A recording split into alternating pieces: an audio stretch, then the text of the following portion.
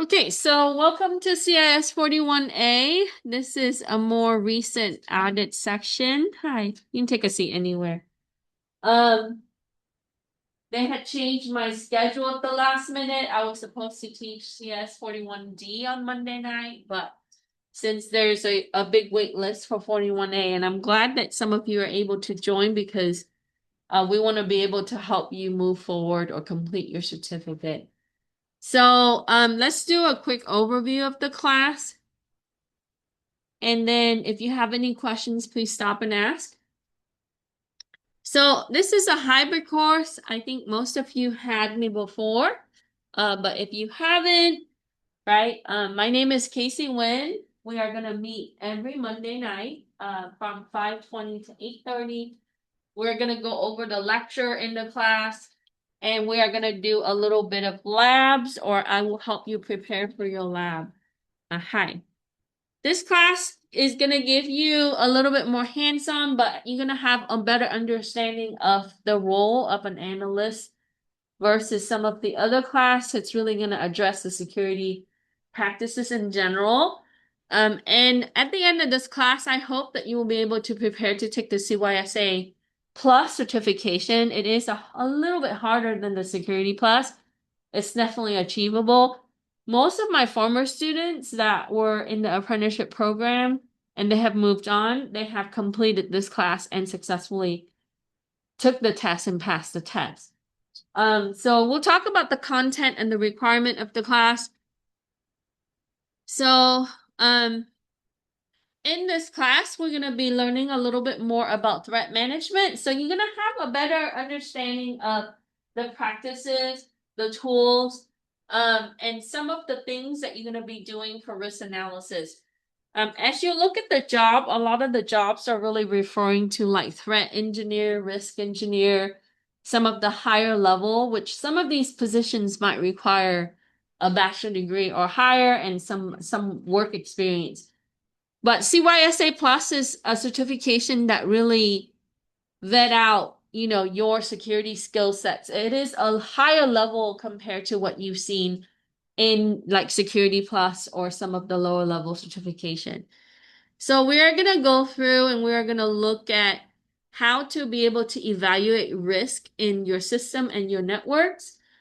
You are gonna use some pen testing techniques, and you are gonna use some of the things that you've learned in other classes as well.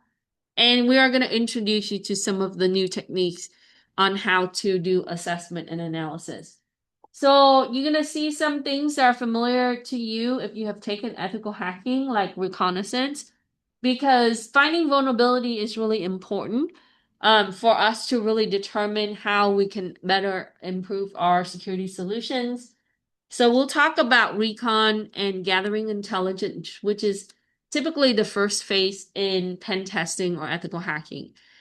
You are going to have to get into the technical area of network analysis because understanding the weakness in your network, right? Knowing the network landscape is going to help you better understand how to be able to add, subtract, modify your security solutions.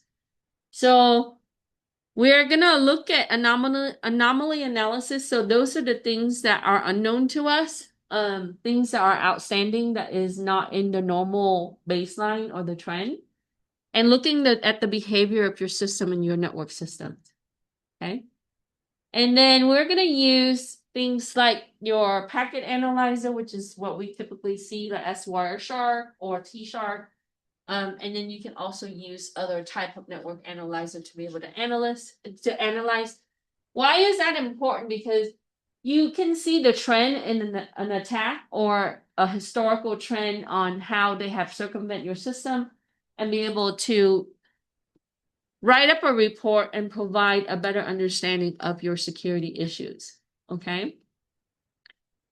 And then we'll get into vulnerability management, the requirements, and then how that compares to law regulations, federal versus state. So if you're looking at regulatory, the requirement, like in every industry, for example, sorry, healthcare, we would see that with HIPAA, right? But if you work with education, financial institutions, etc., We have to really abide by compliance requirement. And some of that can elevate your security, but at the same time, right, it's going to require you to implement additional processes as you go. So we need to really assess vulnerability and really address, because this can come back as a legal issue for the organization. With security implementation, you always start with asset inventory. So you have to look at the type of systems you have, how many you have, and be able to implement, right, assessment. So you have to look at their vulnerability, the issue. So we'll talk about tools like Tenable, to be able to give you a better understanding. Now, this can be a very lengthy process. And as you run these scanners, sometimes you're going to have a lot of patience. So as you've seen in some of the technical lab, it's not something that you can run in 5 minutes and you're going to get some output. So it depends on how many assets you have. So in an organization, if you have thousands of systems, right, when you scan these systems, it's going to send signal to the system and the system's going to respond. So sometimes it really depends on your bandwidth, right, your system performance, and the tools that you're using. So you must implement time, right, patience. And so this is the nature of cybersecurity. I know that we want things to be really responsive and things to be quick, but it's not always the case, right? We'll talk about data classifications and how data classification can be important because data is assets, and then how you declassify and how that can change the landscape, right? Data plays an important role in security because we must protect data. Data is money, right? So how can we keep it from being jeopardized, like looking at confidentiality, integrity of your data, and then the availability of your systems and your network. And in all security operations centers, so if you're looking for security job, typically you're going to see the job's going to require you to, be able to handle incidents, right? But we are going to look at the impacts level and how we would address the high impact compared to the medium or the low impact level. So that is a little bit different. So you're going to go top down and how you would be able to address it with the resources that you have or potentially new resources that you might be implementing so that way you can improve your security, right? That's the job, is to make sure that things don't happen again. You fix the problem and you prolong, right, the CIA for the organization. It's never 100%, because if it is, right, we would not go to school and we would not look for these jobs, because there's job security in this, but at the same time, every solution that you see would have flaws. We'll take a look at some of the toolkits, and then the frameworks in security architecture and how this plays in the rules and the procedures. So policies are the rules that we follow, and the procedures are the steps to follow those rules, right? They always go together. And then how we would implement access management. And I think I mentioned this to most of you in the past. Access management is really a key, right? And so if you drill it down, right, because if you're looking at firewall, right, ACL, that really pertains to access management. What type of traffic do you block, right? What kind of information do you allow in? What kind of access or people accounts can you allow into your network, and so on. And then through the assessment, as an analyst, we'll be able to implement controls. But then there's compensating control. As you know that almost all controls are not 100% effective. The compensating controls are really the controls that we weight the risk. So if I implement something like placing the firewall at the gateway, right, like the border gateway firewall, it's going to help me filter the traffic. But the compensation is that it might slow down the network performance, right? Your throughput because of the filtering system. And it might be false positive or false negative. So we have to take a look at that, right, as an analyst. And then we'll go into security tools, how to be able to use anti-malware, I think this has been addressed in other classes as well. We'll touch on firewall, IPS and IDS systems, on how that would help you improve security. And then using web proxies, scanners, analyzers, and just like any other area in security, you must understand the forensic process, right? If you took CIS-47A, we talked about the forensic processes, but if you haven't, right, this is a good opportunity to start learning. And then hashing, we're gonna start with that today. And then password cracking is part of what you see in testing, right? The security of your system. Okay. Any question? Okay. Hello. All right. On our syllabus, it lists the learning outcomes. So you should be able to provide, right? Upon finishing this class, you should be able to demonstrate that you're able to analyze the threats and the mechanism of the threats in your network. You should be able to derive or formulate the vulnerability management and preventative measures. So as you move up in security position, let's say that you work as an analyst and it continues, right? So this area really expands. Threat and risk assessment really expands into like engineering level, management level, even CIO, right? So I took graduate classes in my master's and my doctorate program.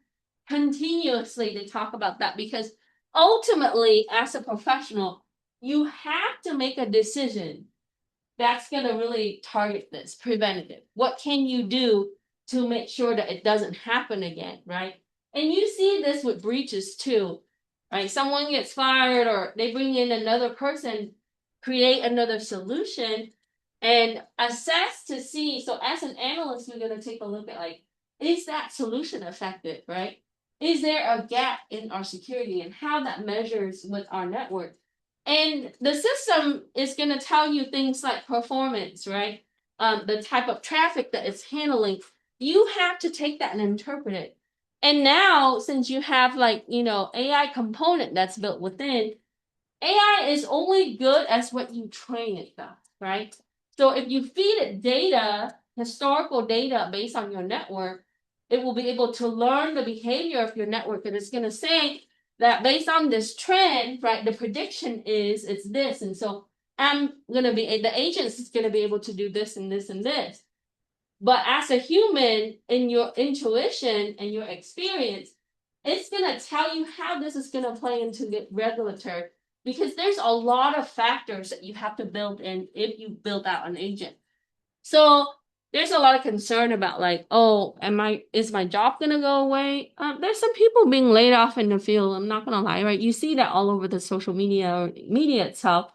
However, there's still people being hired. There's still people that are being recruited for organizations. So what I encourage you to do is to be able to understand the concept, apply it, get your certification, build your experience and really cater, right? Be vast and so that way you can apply your skills. So part of our role is going to be solving the problem in any IT or security role. That's what we do. And in cybersecurity, right, we need to be able to analyze, monitor, investigate, and protect. That's our job, right? Whether it is going to be system, networks, applications, or web-based systems. The majority of the system that you see, right, on the network, right, and also the businesses will likely be network systems or web-based systems. Okay, so further on, I recommend this book. Some students have asked me to add this book to the bookstore. I typically don't add the book requirement to the bookstore because I don't require a book, but I'm going to work on that so that way the bookstore would have that. So if the student have book voucher, they're able to get it through the bookstore for free. It does have really good practice questions at the end of the chapter and at the end of the text. You can probably find this book digitally via Amazon or other vendor. It is the current edition for the current certification. We have actually, I might be able to support the license. We'll see. I have to go back and do the count. So we do have CompTIA package for the class, and that's going to come with the practice exam later. They call it Cyber Defense Pro. And you probably heard that. You know, we ran out of grant money, so we haven't been able to buy licenses this semester. I'm waiting for the grants to be the money to be replenished in March. That's why I did 2 grants. So once we get the money, we'll be able to support that. So and your practice exam doesn't come until later, so I wouldn't worry. And then you have access to it for the whole year. So after you activate your license, let's say after spring break, you should be able to use it from April 2026 until April 2027 and be able to prepare for your exam. The exam voucher that we currently have ends at the end of May. So, you know, we're going to talk to CompTIA to see if they'll extend. Usually they would probably extend it until the end of summer, which is August, or maybe further, hopefully. Okay. So if you would like to take the exam after, just either contact Roslinda or myself, and I will be able to help you find ways to get the voucher. Okay, so we're gonna have each module. So when you access Canvas, right, you see, and I typically turn on a module Sunday night or Monday. So this week we're gonna work on Unit 1 since we had a holiday prior week. And typically most of our assignments are due at the end of the week. So I'll make it due, I should say, on Sunday. But you do have the availability of the assignment for 3+ weeks. So just every week that it's late, I would deduct 10% from the earned grade. 2 weeks that's late, 20%, right? You know, I figured 3 weeks late, 70%, but you know, anything beyond that might not be feasible because 70% is a passing grade, like a C. So try to get your work in on time. If you have challenges, just let me know via email or Canvas messages. So have a seat. Okay. I'll do attendance in a little bit. We're going to work on class assignments together. I typically have a prior session video that's already posted. So if you miss class, you can watch that video. And I will upload the newer video, you know, a couple days later or the next day or the night of, if I can have time, and I will be able to link it to YouTube. So it's due at the end of the week, or if there's a certain timeline, then I would have the due dates listed. We're going to have a practice exam. This is going to be 90 minutes, 90 questions. And from CompTIA, from that course.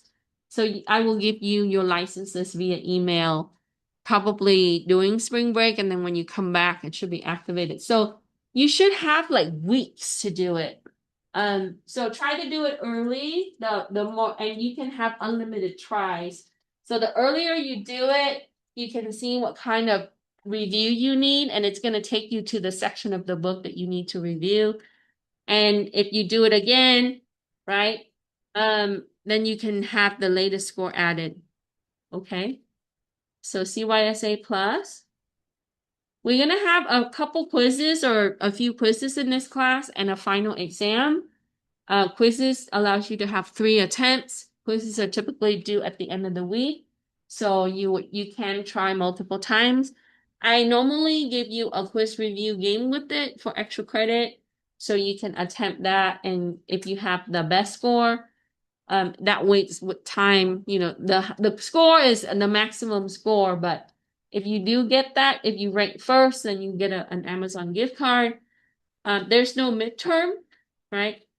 I don't allow practice exam and final exam that is late because I have a deadline. I have exactly 5 days to be able to submit grades.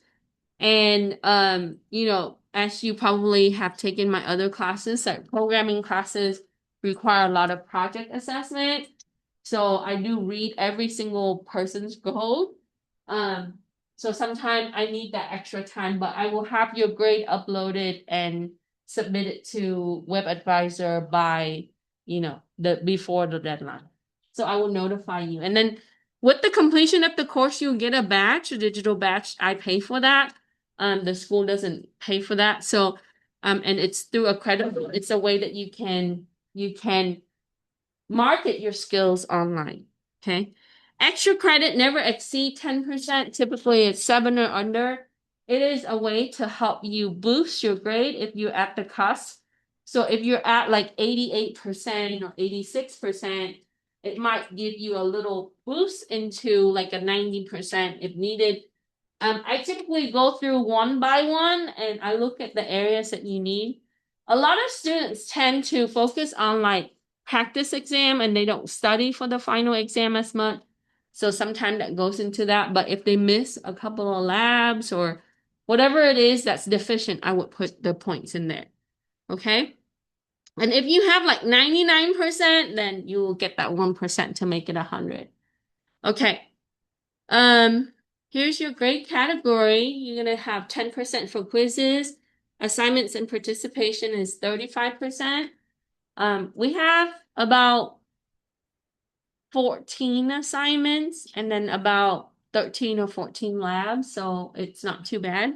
And then I will give you some time to work on your practice exam and study for your final toward the end of the class. Your lab exercises, it's going to be 20% of your grade. Practice exam is 15%. So my advice for you is do the practice exam, right? At least attempt it. Because I've had students that don't attempt it and they went from a B to a C. It depends on where they are in that B, right? Like, let's say that they are at a low B, it's going to drop their grade by 15%. So at least attempt it. Put in the time to do it. Also attempt the final exam. I've had cases in the last semester in fall that students focus on all the other stuff and then they didn't dedicate the time to do the final exam. Lockdown browser requires time, and I require lockdown browser. I know I've heard students complain about it, but we don't have a better equipped application right now with Canvas. And I don't use camera with lockdown browser. So I recommend that you give yourself a couple of hours or more to do the final exam, even though it's 50 questions, right? Multiple choice on Canvas, but you have to use lockdown browser. So 20% of the grade, right? So, and I don't allow late final or late practice exam. So make sure and you have all week to do the final. If you want to take final exam here in class, I will be here for the scheduled time. I typically come in here, I stay until 8 something, and if no one shows up, right, I just started grading or do whatever. But if you want to use the computer here, you can. Okay, for attendance, come to class if you can, right? If you cannot, if you miss a few sessions because of work, just let me know. I'll work it out with you. I'm flexible, okay? However, if you come to class, I'll be able to help you answer the questions. I do reserve the right to drop students if I don't see them for a while. If they don't contact me, if they don't show up, they don't do any work, then I look at the activity report and then I do reserve the right to drop student. If you wish to drop the class, make sure you look at the drop deadline.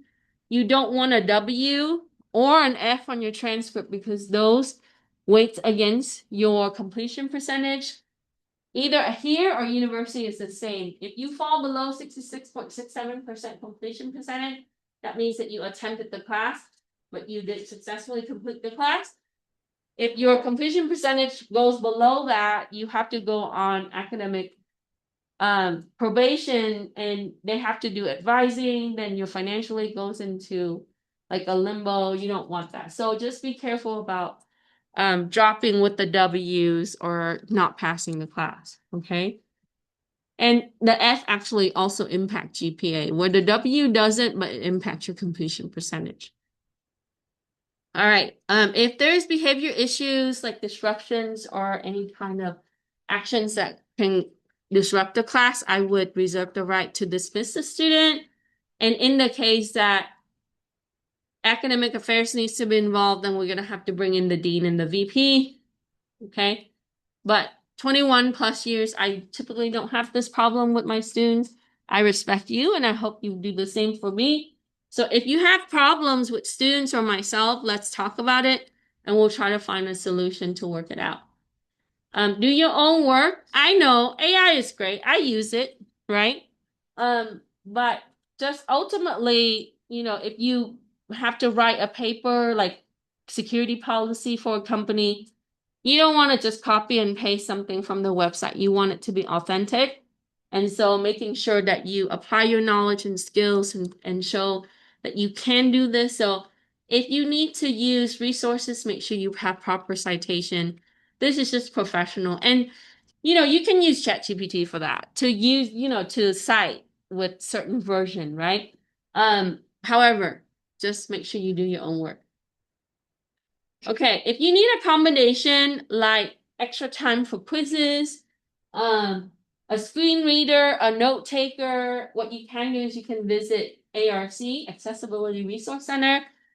For MVC class, even if you RCC student or Norfolk College student, you need to visit MVC location or contact them. And what they'll do is they'll document and they'll provide me with a dear professor letter. And then based on that letter, it will list the things that I need to accommodate. Like if I need to give you, extra time for quiz, it's okay. I'll be happy to do it. So for the contact information, you can find it on your syllabus and also on our website.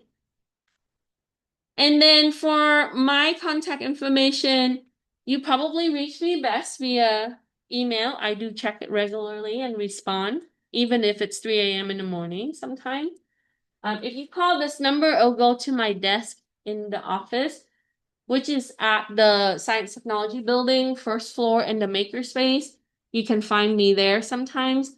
My office hour, generally, I come in here because sometimes students come in for help. And I also pop on Zoom, most part, right? So you can find that information here. So Monday and Wednesday, I'm here early. On Tuesday, I do have a meeting until 4:30, but I will be available via Zoom. And then I'm typically here on campus on Friday for other things. So if you need help and you can also flag me. Thursday, I teach a class in here in the afternoon, and there's a class at night following. But if you need to come and find me, you can also find me in my classes. Okay. So we can make an appointment for you if you need to. Any question? No question? All right.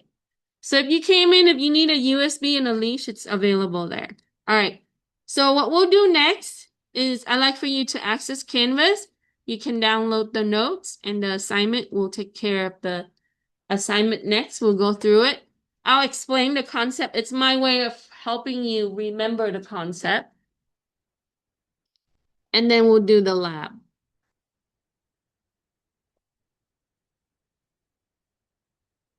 Make sure that we take our USB with us when we leave, right? Because I have some USB up here from the other classes.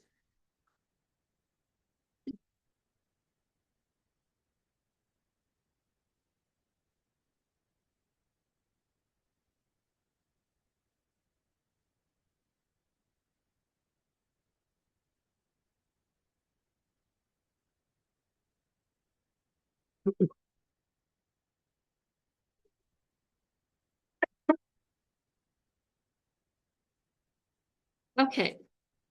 So once we got our USB, we can access Canvas and download your notes and your assignments. I will generally go through the questions. Oh, thank you. And then I will also refer to the notes document. So if you have your notes, you can also use it to study for your quiz and these assignments to study for your quizzes, your future quizzes.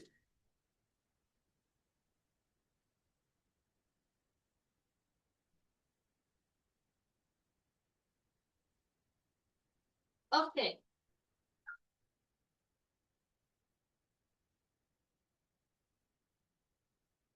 All right. So in this week, we're gonna review some concept. Some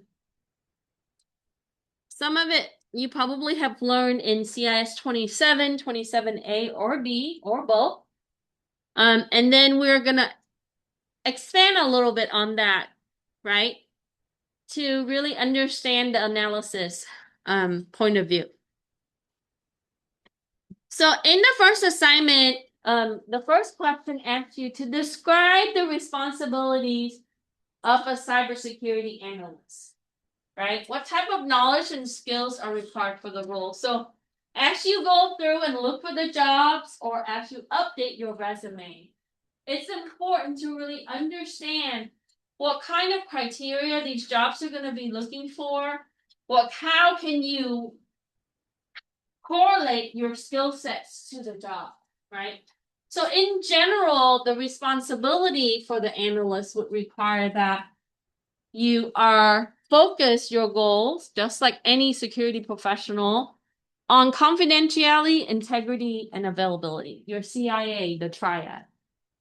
And you're going to continue to hear this throughout your security classes because that's really the only thing that we focus our career on, right? So we have to have a good understanding on the threat environment. What does that mean, right? Is the threat environment the same with company A compared to company B? Not necessarily. So in general, you're going to see some trends that are similar or the same. But because of the internal practices and the requirement and the nature of the company, you're going to see that the threat environment is going to be different. You also see that threats is evolving, right? That means that your malware is not the same malware a month ago, right? The exploitation toolkit that the industry recognized a month ago might be dated compared to now. This industry is very fluid in how it changes over time. And so therefore, what we see with threat environment, it requires for us to continue to research, to continue to assess and identify, right, what exists in our organization as threats or potential threats that are incoming, right? Am I going to be able to know all the threats in the world that there is? We don't necessarily know all the threats because if that's the case, then we won't have a job, right? But what we know is we know based on our historical data, the trend in our system usage and performance and the attacks or the malware types that we can respond to the current threat and the related threats that might be coming. So that means that whether you are an analyst or you are a threat engineer, you need to be able to look at possible threats. So where can I go to find that? Where do we go to look for first? Logs, typically, right? Your system logs, your firewall logs, your network traffic, anything that can tell you about how data move, what system blocks and allow, right? Your network intrusion detection system, what kind of alarm will sound off. So we can look at the current activity and we can also go back and look at, right, the past activities in our systems and our network. So that way we can see the type of risk that we're facing and how we can prevent it. Okay. So the big money is this area, right? That's what you get paid for. So once you determine the threats, then you can categorize each type of threats or category of threats. You would rank them. That's what makes an analyst. Then you would characterize the risk that's involved or related to that threat. And threat could be people, right? It could be attacker. It could be malware. It could be many different things that exist in our systems. And then from there, we would be able to derive security control.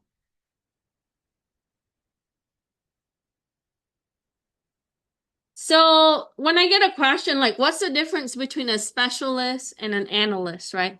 Specialists usually just respond to threat, right? They work at the SOC. They might be doing incident response. They might be blocking threat. They might be configuring system to defend their network or their system. An analyst, a lot of the time, we might be working in the background or even after the fact. So if you are analyzing after the incident happened, you're really reacting to the incident. And then what you want to do is you want to move from reactive into preventative, right? You want to be able to make sure that whatever that you're changing in your security control and improving to making sure that that threat doesn't exist no more, right? That future threat will not be able to circumvent your system again. So that's what makes a security solution and an effective one. But two, what is the commitment of the analyst, the cybersecurity analyst? So our commitment is that we talked about focus on CIA, but we want to implement solution that has defense in depth. That means that we are using multiple security control. So let's say that I have a malware issue. Maybe not so big, like maybe just like a Trojan that periodically comes into my system. And malware enter the network mostly by human intervention, right? Some malware is self-propagating but a lot of times some of these malware are designed to have the social engineering component, right? So let's say that we use anti-malware. Our anti-malware is effective as its definition or its signature, right? So as we know that 60% of the malware is known and the other 40 to 50% is unknown. So even if you have the best, right, anti-malware software there is to buy with your money, you cannot cover all the malware that is, because some of them are unknown, right? Some of them are not. So now what some of the system do is instead of having a signature, what it can do is it can look at potential anomaly in the behavior. But you can't just use anti-malware and call it a day. You have to make sure you train people about anti-malware and malware in general. You got to make sure that you have your system that's going to defend, the actual malware. Like if you're looking at ransomware, how are you going to be able to handle ransomware? So your security control cannot just be one thing, right? We have to have overlapping to making sure that we are meeting objectives. Okay. Any question? Now for 3, I only list a few. You're welcome to add more. So for 3, it asks you what type of controls can be implemented to achieve CIA. Confidentiality, integrity, and availability. And this could be an interview question. It's a very common interview question. So confidentiality, we just want to make sure that your information is protected and it's intended for specific system or individual, right? So if I'm a user, I'm an executive and I have access to specific things, to certain files, right? I can drill that down to access control. But confidentiality also exists in encryption, right? If you have encryption implementation, what that does is it's only privileged for the people who have the key. So firewall is going to give you confidentiality. Access control list is going to give you confidentiality because this really pertains to permissions and privileges, right? Whether it is ACL for the firewall or ACL for files, folders, right? Objects, so that way subject can act upon the object. Ultimately, that is part of the access control model. We talked about encryption already, right? We would encrypt the data so that way, in the case that it's been obtained, right, or the access has been attempted on it. If they don't have the key, then it still stays confidential. But there are other mechanisms that we can implement to make sure that there's confidentiality, right? And then for integrity, we would use hashing. So hashing is a way that we identify, right, a specific file or object that is created in the system. And if that file has been changed, the hash value will also change. So when we compare hashes, it's going to tell us if there have been modification and so on. So when you're doing the forensic, you would see, the MAC time, right? You would see when it was accessed, when it was modified. So MAC stands for modify, access, and change. So that really pertains to how we implement the hash. When you first create the file, it's going to give you one hash. And then you can open the file and modify it, right? And you save the file again, it generates another hash. And you're going to see that in the lab today. But we can't just have hashing and be done, right? We got to make sure that we monitor. And we got to make sure that we implement separation of duties. And through the separation of duties in practice, you can't just give one individual the overall right to specific things. So for example, I might have a network admin that would have access to all the network systems, right? But what you do is if you do that, someone can use his credential and be able to access all network system configuration. So in separation of duties in practice, what we do is we would separate that. Maybe we would have a network analyst that would look into one area and we'll give him those privileges, right? So there's overlapping privileges that we see. With that, what you can do is you can also use that to detect fraudulent activity, because a lot of the bigger breach is really insider threat, right? We're going to talk about that in this class. So in the case of the casino in Vegas, you would see the insider threat was the prevalent. They mentioned it. There was never a true, nobody come forward and say, oh yeah, they don't want to do that. But sometimes people would leverage their job to be able to use that to make money. They sell data and they sell access to, or sometimes people are being planted in organization just for that purpose, right? It sounds like a movie, but sometimes that happens. Okay, availability, making sure that it's fault tolerance. That means that we always have redundancy in network connection, in systems. So you would have failover cluster. You would have backup of your data.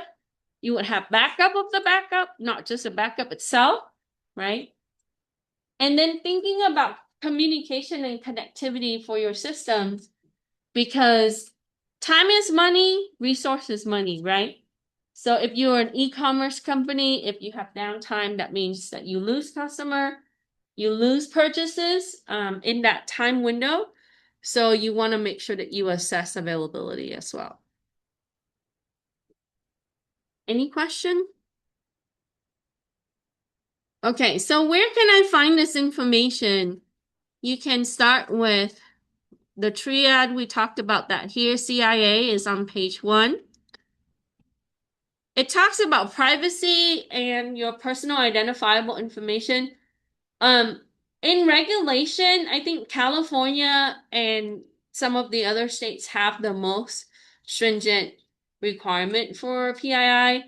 Now, a lot of times when they handle your private information, if there's policy or privacy rights that's changed, privacy policy that's changed, they need to notify you, right? This is why you get the postal mail or the email. Also, your private information, in the case that it's breached, then they have to notify you and they have to come up with a protection plan on how they can help you, right? Identify the cost of the breach. So typically they give you some kind of security tools, for a year for free or something like that. But in the next section, it talks about the acceptance of privacy principle. And I recommend that you go through this. It talks about like consent. You see a lot of this with our technical systems and company, right? Some of the tech giant, what they do is they implement this into user licensing agreement. At the same time, right, you would give them either direct consent to for storage or for use or share of information. So now by requirement, if your data is shared with a third party, they have to tell you, right? And you get notified this whenever that you are using certain things like Google Cloud or OneDrive, right? When you sign up for things, it's going to say that I'm going to share your information to this organization. Some people are surprised. They're like, why am I receiving that ad? Well, you just waived your rights, right? You just gave out that data to the company so that if they're sharing it for marketing purposes, it's because you allow them to do that. So that means that when you click yes, I accept, that's a direct consent. And then sometimes it might be indirect consent, but indirect consent, they have to have legal requirement. And making sure that the company that is selling them the data or sharing the data, right? They might have your direct consent. So what's collected over time, they need to have disclosure. And so this is all in their agreement. So I want you to pay more attention to this because you might be doing this, right? This might be your area, is that you are going to look at, right, what kind of requirement that you need for your organization and how that the data is collected and how that is classified and accessed, right? So ultimately, it's really drilled down to who has the data. Do you have the data when you're using your cloud drive, right? Who has the ownership of that data? They say that you do own your data, but when you place it on a storage for free, do you really have 100% ownership of your data, right? So we kind of have to really look at how we monitor and how we really enforce the rule, or how can the rule be bent too as well? Okay. Any question? Okay. So for four, it asks you to look at the type of information that will be protected under regulatory standards and provide an example. So we talked about PII, personal identifiable information, such as in the United States, we deem that social security number is a way to identify people. Did you know that this only started happening in the 1970s, maybe when the parents were born, like that's like when we were born, right? Because before that, the social security part on it says this is not to be used for identification, right? So in the 70s, this has started to be used to uniquely identify an individual in the United States using social security number, okay? And the same thing for your driver license number. It would identify you uniquely, okay? And, could be also health records and other things that would pertain to health personal identifiable information. That's a little bit on its own category. But with this, because of regulatory standards, if we collect this information, let's say that I run a school and the students, in order to sign up for my school, they have to put in their social security number that would relate to like things like financial aid and so on, right? With that, I need to make sure that that data is protected because it's private, right? It's confidential. And so on the database, what we can do is we can encrypt this particular part of the table. We want to make sure that we have control in who can have access to that kind of information. Also with FERPA requirement, you can't just disclose important information about a student that's 18 years or older to anyone, including attendance, grades, and so on, right? So when we're handling the data, we got to think about like what kind of data that we're working with. How should we protect this data? Because if you don't do that, what's going to happen is we're going to be able we're not going to meet regulatory standards, and also we also get fined. There's a lot of issues that's involved, right? So privacy is critical in the world that we live in. Okay. Any question for 4? And then for number 5, it says explain the difference between vulnerabilities and threats. Provide an example of a threat and a vulnerability. You're going to see a lot of this on like certifications, right? Course, cybersecurity courses is really focused around these. So we know that vulnerability pertains to weakness in a system or an application. And there's a thing that you press. And yeah, press in the front. On your left. I mean on your right. On the left. You got it? Yeah, there you go. No, these are, they don't always stay up, so it probably has to lean against this a little bit. Okay. So we need to differentiate between vulnerability and threat. 1, we said that vulnerability is a weakness, and that could exist in the system, applications, so hardware, software, or a process, right? So for example, a process could be like this. You know how some businesses accept cash payment, right? I know now a lot of people are cashless because the vulnerability behind that is what cash is prone to get robbed, right? People can come in and rob them because, and how are you going to be able to account for your cash? Are you going to write down every number on the bill, right? So what happened is the process for that is that, once a week, a bank, right? A security company would come down with their truck and they would have guards that come in to collect the cash, and they would take that to the bank. If it's a small business, the business owner have to put it in, like one of those wallet things, and they go drop it off at the bank. This is where they can deposit it into their accounts, right? But the weakness in that process is they could lose that money in that process, right? Someone can, hurt the guard and take away their cash. They could lose that wallet that holds all the cash that they made for the week, right? They can drop it on the way to the bank. Somebody can snatch it. So that's a weakness in the process, in that if they don't have the proper measure in protecting whatever that cash is, that could be lost, right? So a better way that we can remove that vulnerability completely, and this is what you see in more of the newer, younger store that's out there, is cashless, because everybody can do payments. But we, as a nation in the United States, still like to support cash. A lot of business, they like to use cash, and they would give you discount if you use cash, because, there might be other things that's involved in it.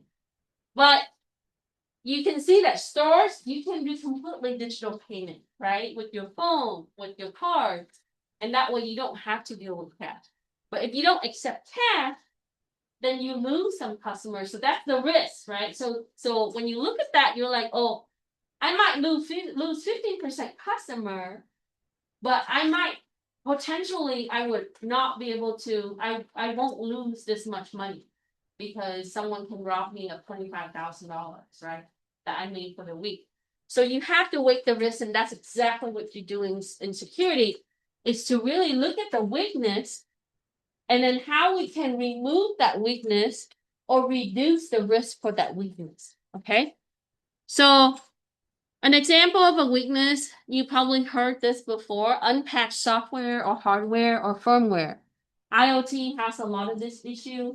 Your surveillance system, your Google Nest, wearable devices, etc. Because a lot of the times they don't always keep up with it, so make sure that you update, right? And then, or open physical access to your critical systems, like your server rooms, your network closets, right? Open cable means vulnerability to disconnect cable or cut cable. And then untrained users. That's also a vulnerability. So we must train the user, even if you implement all the configuration, all the security systems, right? All the other things, but human is the biggest flaw in the whole entire environment, right? This is why we have phishing problem. This is why we have, malware issues, right? So it really stem in from the weaknesses of the users. So make sure that your users are trained. Okay, I'm gonna move 5 down to the next. Or yeah, let's do that. Okay, let's talk about threat. So threat is a source that exploits on vulnerability. Okay. So if a threat could be an attacker, and the attacker would use exploitation kit to be able to get into your wireless network. That's one way, right? A threat could be a disgruntled employee. They're unhappy with their job, right? They didn't get the raise or whatever it is. They don't like the management structure, whatever it is, right? They could be an insider threat. That could be a malware. Malware is just a piece of code that has malicious intention. So its goal is to either corrupt file, encrypt file, so that way it's not accessible, right? Jeopardize confidentiality, etc. So if you're looking at a keylogger is a Trojan. It captures your whatever you type, and potentially, ideally, they want to capture your username and password, so that way it can be sent somewhere else, right? So it is a way to exploit human weaknesses, because Trojan is usually, masked as something else, and then they would click that and be able to input something. So typically you see that with phishing or other things. So for this class and future security class, right, you need to remember this formula. It's going to show up on our exams. It's going to show up on certification. So how do threat and vulnerability relate to risk?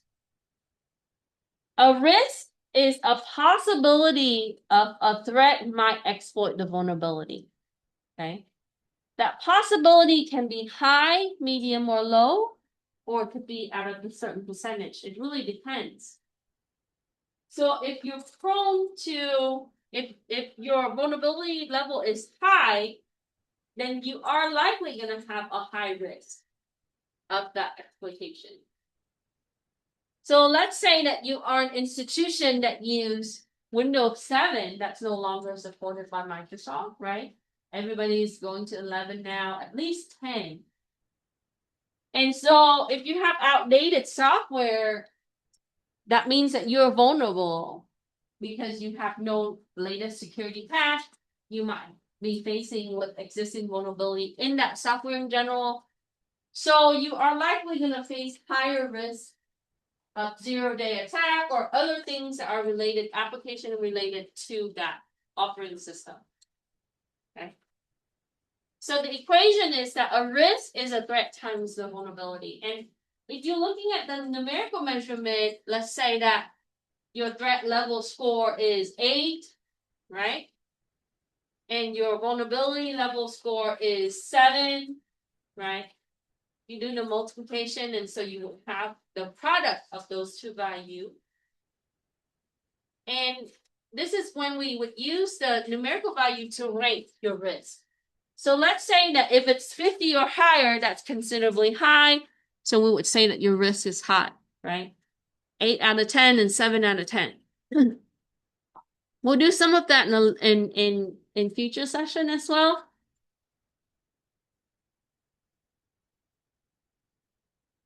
So how can I go about assessing your threats? First, you need to identify your threat sources and events, right? So if you get an interview question, you said, they said, we want to hire you for security operations center. Can you tell us how do you start identifying or assessing a threat? One, you would start with identifying the sources of your threat. Okay. This can be long and tedious, right? You're gonna go through the logs, you're gonna look at event viewer on Windows system, you can look at events logs in Linux servers, whatever system that you're working with, firewall logs, and you are gonna find that anomaly. Once you find that anomaly, right, you identify it, you look at where it's coming from, who is it targeting, right? Next, you're going to determine the vulnerability and the predisposition of that vulnerability. So how can I go about doing that? There's tons of tools that you can use for vulnerability assessment, right? Outside of, we can read the documentation and say, oh, that's the version number is dated, and these are the changes in the software. But Nmap is a good vulnerability assessment tool, right? It's gonna tell you its footprints, everything. It tells you like open ports. Open ports are vulnerability because it speaks to protocol and services. So there are certain services and protocol will be jeopardizing your system or your network, but we have to use it. So for example, for 80, that's a vulnerability, right? That's an open HTTP port. We should never use HTTP alone. You know what? There are companies that have HTTP websites still and server running. Determine the likelihood of the occurrences. So based on the event, so how can I tell? Looking at the logs and event viewer, it's going to give you a list, right? Historically, if this is happening once a month or 12 times a month, you can see the repetition in that, and you can see that there is a likelihood that it's going to happen again. So AI is really good at looking at the trend of data based on the model, and it's going to say, oh, the prediction is that based on what you give me, right, this can be highly likely that it's going to happen again if it's continuously, regularly happening on your network. So in an event, what you see in a breach event or an attack, a lot of the times that attack occurs over time, right? You rarely see the case that they're in there for, a few hours and out. No, because an attacker, they would go into your network or your system and they would explore, right? And this is the attack surface is that either escalation of privilege, looking for specific files to funnel out, looking for systems, looking for resources. So when you're looking at the breach, what's going to happen is they usually tell you, oh, this has been happening for years, for months, for weeks, or ultimately for days, right? So we need to determine the likelihood of the occurrences. And then with the occurrence, we need to look at the impact. Is it impacting your assets, right?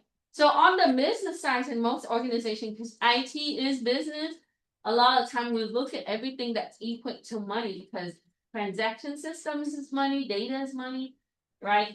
Your website is money. So we have to look at the level of impact. So if an attack occurred, right?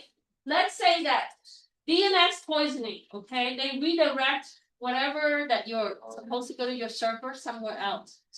In that gap of time, 8 hours for an enterprise like Amazon, what you would see is how much money they're going to lose. So if your business is only e-commerce and if your domain is down or out, you betcha that's a very high level impact. So when you look at the magnitude of impact, always target the highest level first, your most critical systems, your most critical impact. And that's how you're going to be able to reduce. Okay. And then based on that, you're going to determine the risk. So at high magnitude, high level of impact, that's going to be high risk. You address that first. Okay. Can we get rid of all the risk? Not necessarily. Sometimes we can reduce, transfer, or accept, right? Some company, they would be like, oh, you know what? We'll take the loss, right? $1 million. Oh, that's better than implementing a solution that's $5 million, right? So what happens is what you're going to do is, if you stay within that company and you agree with the practice, right? You just got to make sure that you have that documented somewhere where it doesn't fall back on you. Okay. All right. Any questions?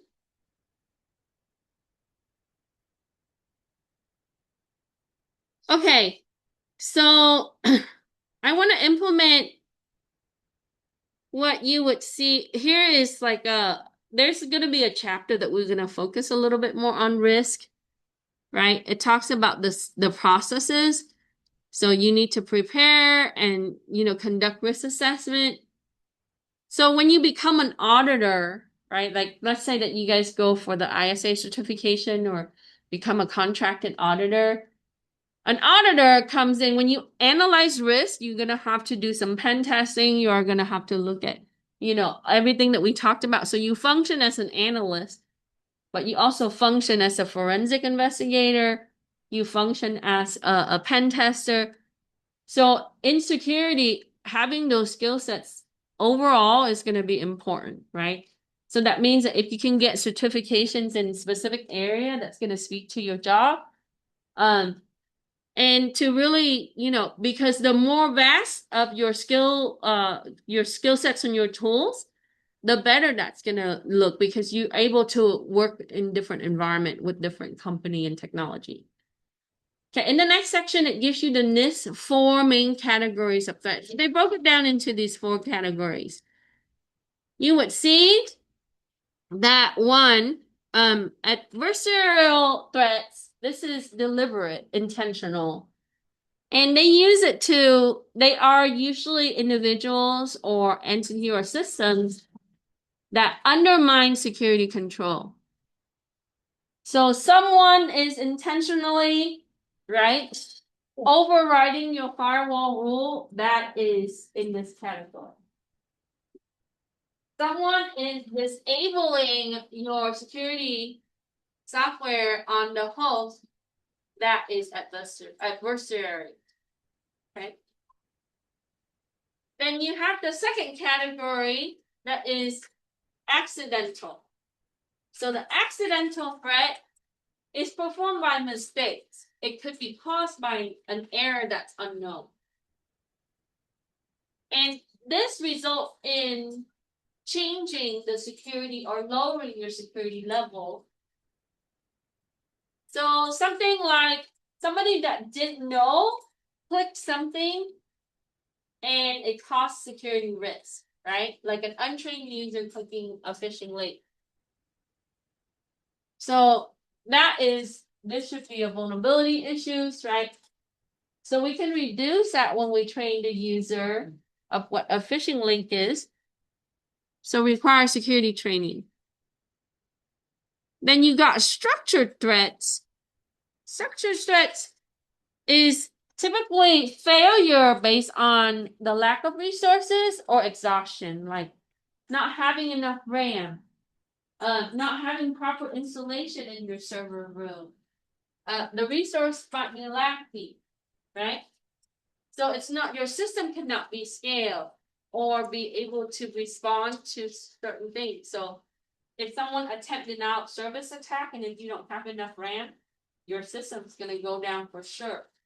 Because the non-service attack is really about the race and resources, okay, in your buffer. So if you have limited RAM already to load your web or your resources for your server or applications, then if someone attempt an attack against you, it's gonna go down immediately. Okay.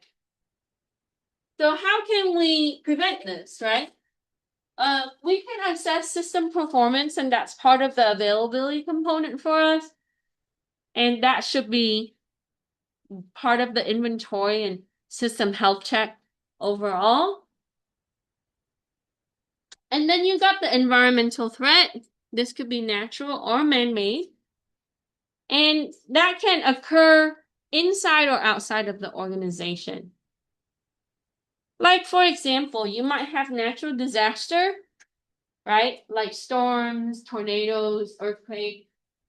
And in this area, you might see wildfire. That happens a lot when we get heat or dry wind.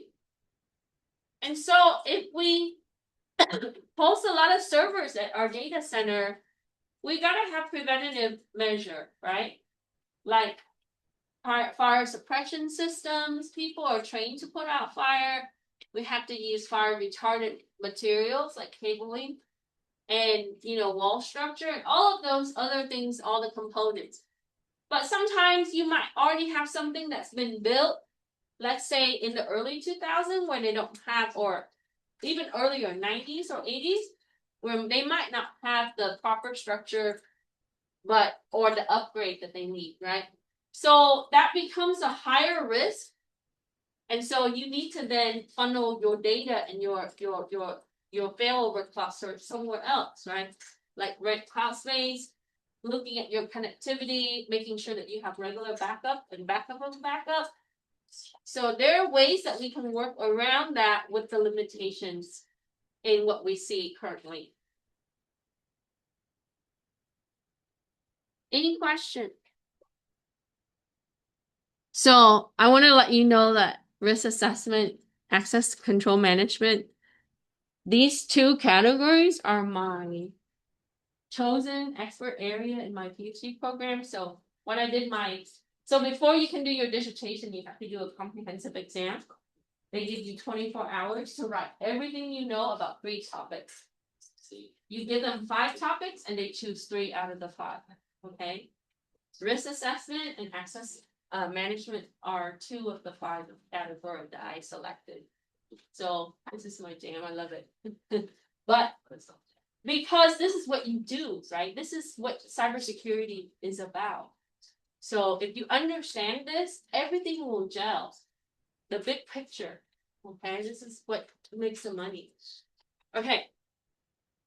All right, let's look at the case scenario. So when you take certification, or when you do your job, you're gonna have case scenario like this. So ABC company conducts cybersecurity training for their employees 3 times a year. So they offer it 3 times a year. It's regular, right? Some company only once a year or twice a year, but I think regulation you have to have at least once a year. So they do it 3 times a year. And they focus it on malware, phishing, password protection. So for certification, when you read a case like this, you focus on the keywords, right? It tells you that, they do it. The occurrences are 3 times for the training, and these are the focuses. So those things are gonna go into here, into your matrix, okay? All right. Each employee is required to complete training at least once a year. So the employee only required to do at least once a year, 1 out of 3. Okay? But they have 2 incidents per year over the last 5 years. Okay? So that means that they have 10 incidents in the 5 years, right? Which is not bad, actually. Okay? And, there are a lot of factors in this. So we don't have the overall picture. 1, right? You don't know the size of the company. You don't know the nature of the company. You don't know the system that they're using and the resources that they have. So it's a very broad given case scenario. But with that, we'll do the best with the basic risk assessment. Okay? So now what you're going to do is you are going to qualify when you rank it based on level like this, high, low, or medium. then you qualify it. But when they tell you to put a number, a score, a percentage, then it is a quantification. So we are going to bring these three things down into our table. One, phishing exposing the data. I'm going to move 9 down so you can have the complete table. Okay, I know some of you are reaching. Is that better? Okay, phishing exposing data. Why is it phishing? Because that was the focus of the training, right? Why do they train their employees on that? Because they know that maybe because the events were happening related to that, right? We don't also know the type of incidents that are happening. We just assume that it's in those three categories. So phishing exposing sensitive data. We would then put it low. Why? Because the frequency of training is 3 times a year. They're only required to do it once a year. So 1 out of 3, right? And then you got 10 incidents in the span of 5 years, right? 2 times every year. Then you got malware corrupting data system. Why is malware? Because it's from here. And that would be medium.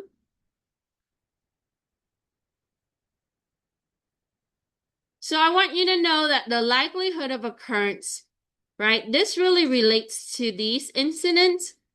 And we don't know the specific of these incidents, right? So in the real world, then you would look at specific incidents. So when you look at the logs, you're like, oh, how, based on the 10 incident, which incident is malware, which incident is phishing, right? And so phishing, you're going to have to do forensic. Malware, you're going to also have to do network forensic, right? Where it's coming from and then which system was impacted. And then the user giving out password. That would also be low. So these two will likely be low because they just have more frequent training, right? And then the impact level would also be low or medium. Can that be changed? Sure. So like I said, there's some factors that we don't know about this case. One is the type of incidents that historically happen, because that will give us the baseline or trend. 2, right? Also the nature of the company, the system that they use, and the type of data that they're handling.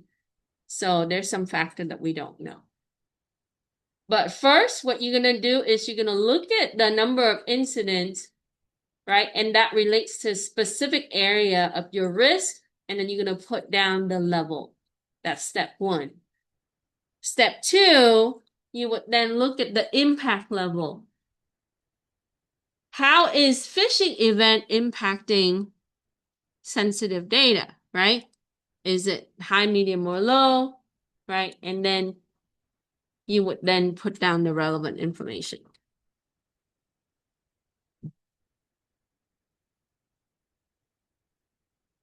Can this be medium and this be high? Sure, you can. You can do that. You can have that, right? Typically, if you have malware that's corrupting, so it depends on the type of malware. So we don't know about the instance. So if the malware is ransomware, then the impact is going to be high because ransomware gets to the network, encrypts everything, and your data becomes corrupted immediately, right? So you have to stop that from spreading. But once it's encrypted, it's irreversible for most part. So that will be a high level impact.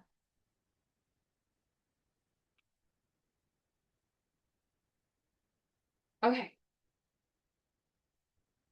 Any question?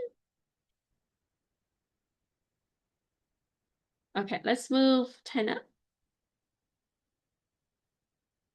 Okay, so once we have the risk assessment matrix, we would then explain how they can accept, avoid, or mitigate, or remove specific risks, right? So acceptance typically happens when there's no other choice or it's low enough that they can tolerate it. Sometimes they call it risk tolerance. Or they can avoid it in general. So avoidance is like this. You know that you can get in car accidents when you drive, right? because you might be at risk with other bad drivers. Things can occur on the road. So to avoid having an accident, you don't drive, right? But you have to not go anywhere in the car, because if you do, then you are not completely avoiding it. So can we avoid not using the system, not connecting to the network, right? No, it's not. It's almost impossible. But there are certain things that we can avoid, right? So for example, we can avoid specific malware if we have the proper tool to block it, right? So for example, like some of the virus that's known that will also allows us to avoid it. Now we can mitigate the risk or we can remove the risk. So I put down as an example from this right here. If, right, we can do a removal if the user is giving out passwords. So it depends on your security policy.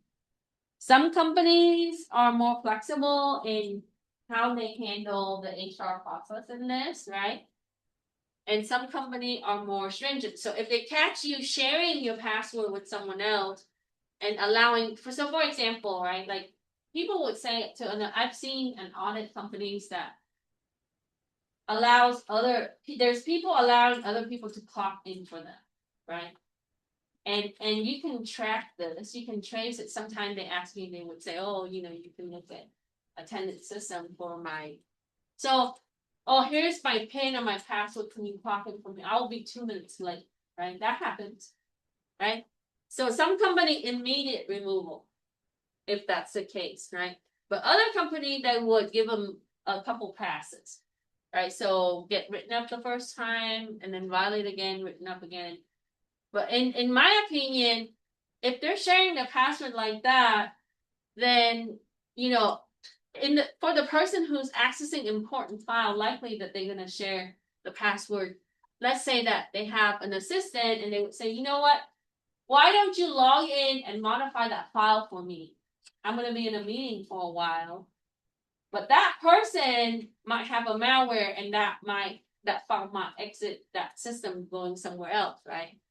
So I would recommend removal immediately. And then, but we also need to address the higher level, which is the malware issue that they have from the table, right? You're gonna go top down. So we can mitigate malware risk. We need to make sure that we implement an effective software tool that we regularly maintain. Okay. You can also use online resources to monitor and check your malware, because you can't rely on the tool 100%. Okay. So, and then we want to make sure that we prevent, also like in the component of training users, making sure that your signature and everything is effective. But you can also block malware traffic, right? Because it's all payload oriented. So in your SIEM system, in your security management system, there's application firewall that you can implement. There's tons of other things that you can do. Okay? Because malware that comes into the network, it's either funneling from email or downloads, right? So do a better job in blocking content with download, right? Monitoring your network traffic. So there's like a lot of growth in mitigating malware. Okay. All right. Move on. Okay. Then in the next part, it talks about network access control. So network access control, I'm gonna flip to the notes real quick so I can tell you where that is. Okay, so a matrix, you can also see it like this, right? So you can look at the likelihood and the impact. This is usually like CSO, CTO kind of work, but analyst is going to give the CIO and the CFO already the pre-work. So they're going to rely on you to give them the foundation, and then they use it to make a decision. Okay, so network access control is here. So typically you would have like system trying to connect to another system, like remote worker trying to connect into the network. You would have them authenticate through like a portal or a firewall, and then it's gonna bring them in, right? That's typically the case. So it's gonna break down to a few categories. You're gonna have agent based. This is gonna use a software on the remote worker system, right, to connect. A lot of times now we use web application, so it's gonna try to connect through the authenticator and it's gonna bring them in. You might have an agentless software that will be running on the requesting system on the server or on the authenticator system, and it is browser based because it requires internet connection. And then you might have an in-band, which typically use devices or a captive portal. So it is dedicated to specific appliance. And sometimes you see it with authenticator or firewall. And then out of band is when the authentication server grant or deny network access. So it's on the server end. Now, there is risk involved in how you implement each area, of course, right? Um, and then you have to think about like your protection and how you add security for each area. So network access control doesn't necessarily mean that you are gonna have the protection, but you have to have its protection. You understand? So um you can select any of those things, but on the in-band, it asks you to give an example, and that could be a firewall or a captive portal. Typically, it's a security appliance.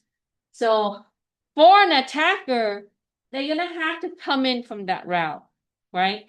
So if I need to get to your network, then I have to get through one, your security barrier, that will be your firewall. Two, if you're using a captive portal, typically with the firewall, then it will be inline or in-band. So typically that means that they have to use a credential that is effective, right? To get through here, that is given the privilege to the network access, or, right, they have to take this down, but taking it down doesn't seem as an effective goal because taking it down doesn't allow me to connect. So I have to connect alternatively. Or I can disable it, change access control list so that way I can go in without it detecting me. So in that approach, you have to think of it that way. And you can say, okay, the risk of having this filter is that rules can be changed, ACLs can be changed, or disability of the component, and what other ways can they get through?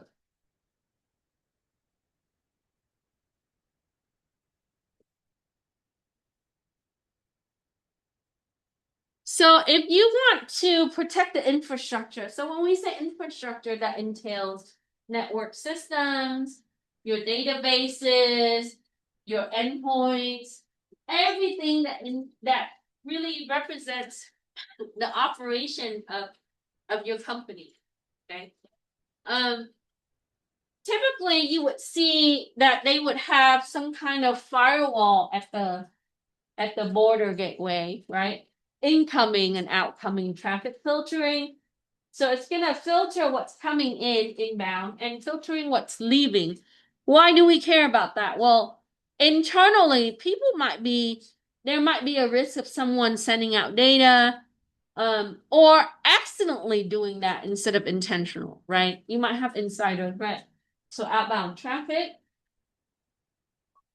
And then you might have attacks that would send traffic away from your network into their own server, right?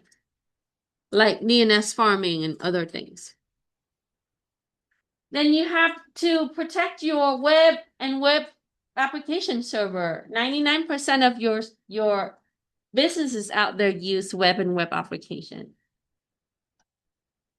Now, so the firewall or the security appliance, its job is to make sure that it protects what's coming in, what's leaving, right? What is public facing, which is the web and your application, potentially also email. And also, when we're placing things in the DMZ, ultimately, we're just surrounding those things with different types of firewall. It is a space or in your network that is filtered and protected from the private network and the public network, right? So when you design a DMZ, so here's my private network and here's the public network. This is the internet and everybody else, all the other network. Coming in, you're going to hit the firewall, right? Inside the DMZ, you're going to have another firewall to protect the resources there, right? And then leaving the DMZ into your private network, there's another firewall, right?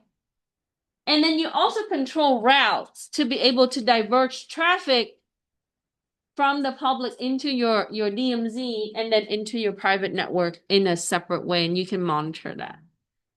So we can restrict access by controlling the traffic and then by implementing the rules on who can come in and who's leaving, right? To make sure that the data flow and what kind of data that we're going to be protecting. So you can also control that with the DMZ.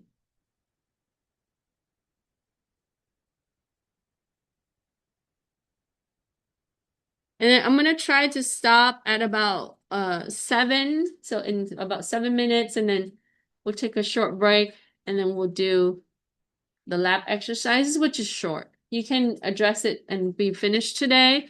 If you need to take it outside, you can, right? It's due on Sunday. Okay.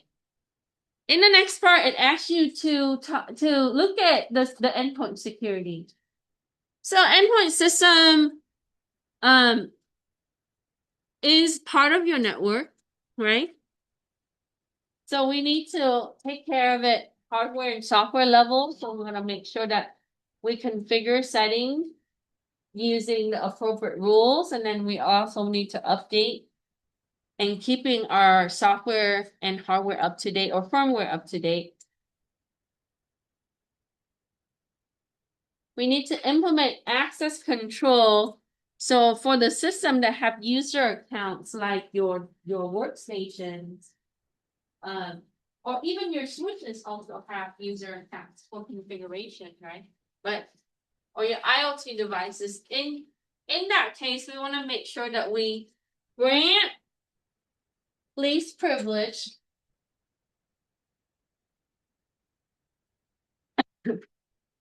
to the system access, and then that should be controlling permissions for your data.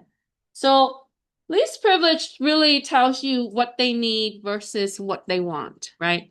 A lot of times you're gonna see that some people or groups, they want more access because that might streamline some of their job performance. But in some cases we have to really narrow that down and then granularly modifying that. Then you got security software. We can use security software. So in this, we would see that 3 overlapping, right, to build defense in depth solution. So we can use something like host-based firewall to control ports. We can control, the nature of the data for the system, etc.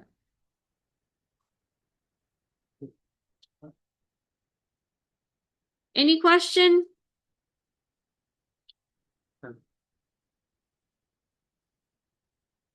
Okay, 14. And actually, what is reverse engineer? I'm sure most of you know the answer to this, right? And what are some of the methods in reverse engineer? So in the role of an analyst, you will be required to reverse engineer sometimes, right? kits, could be tools that were being used, and malware, right? Malware is just code with malicious intention, like I said earlier. You typically hear like reverse engineering malware a lot because we wanted, if it's an unknown malware, we wanted to see like what it's really designed to do, right? Looking at the functions of the malware, what kind of methods are being written to be able to execute, right? Typically, they're going to have some kind of function call. So in reverse engineering, it's a technique to work backwards, right? From the finished product. So when you're looking at the malware, it is a compiled code, right? It's executed, it's built. Sometimes for Windows, it's an exe, right? Or .bat or whatever the format would be. It's targeting certain things. So we need to look at, the compile or the executed product, and we want to work backwards to see how it works. So that means that you have to decompile it, and then be able to really look at the code, the source code and the binary code to see the functionality of it. So this is why this industry requires that you have programming knowledge, right, and understanding. So the method would be that you would sandbox it and make sure you isolate it. Okay. And then we want to fingerprint the software. So we want to look at, right, sometime it would be, some malware, it would have some kind of clue on who creates it, but typically not the case. We want to look at like the version of the software. They don't always have documentation, even though a lot of these are being shared with, with the repository and so on. And then malware also capitalize on hardware, storage devices for most part, but rarely you would see, like some rootkit would capitalize on RAM, which is, harder to deal with because it is volatile. But a lot of the time you typically see that it exists in storage devices, like drives. So you need to decompile it. You need to look at the bin file and the source code, right? And then go through it.